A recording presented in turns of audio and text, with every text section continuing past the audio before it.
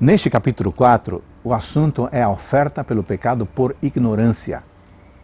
Trazer uma oferta pelo pecado significava que um pecado havia sido cometido.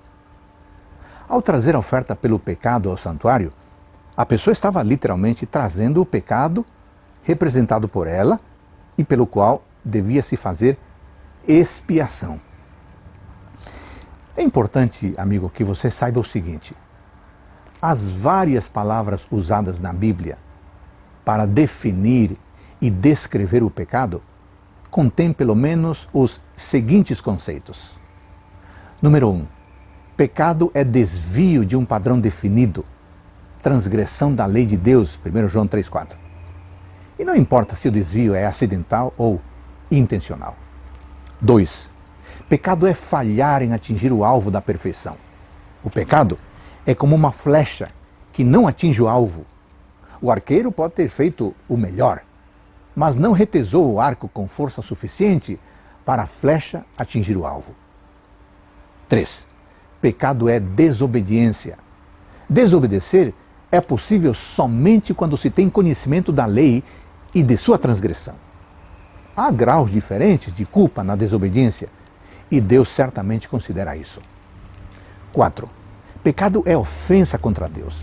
A pessoa pode pecar contra o próximo, um amigo, um parente, mas a primeira e maior ofensa é contra Deus.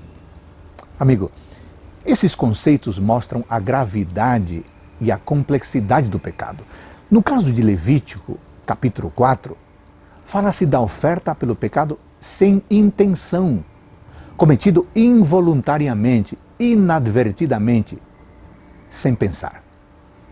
Mas acontece que a ignorância não é desculpa aos olhos de Deus.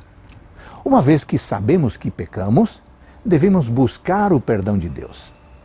Jesus Cristo foi a oferta pelo pecado para todo mundo, incluindo o ignorante Israel e, claro, incluindo você e eu. Pense no seguinte: o mesmo pecado cometido por pessoas diferentes não é igualmente pecaminoso. Por quê? Porque a luz, o conhecimento, sempre traz responsabilidade diferente.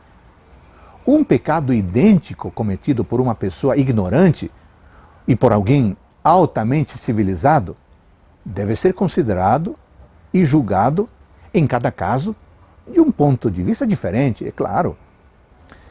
A leitura de hoje nos faz entender que a seriedade da culpa variava com a posição e a informação de quem pecou. O pecado de um sacerdote era considerado mais grave do que o pecado de um líder ou de uma das pessoas comuns do povo. Como representante do povo diante de Deus, o pecado do sacerdote imputava culpa a todo o povo.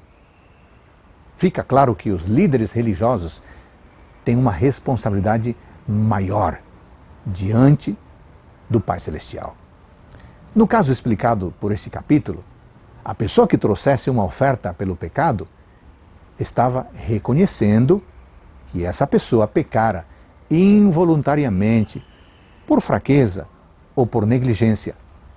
Estava buscando perdão por seus pecados e também limpeza cerimonial.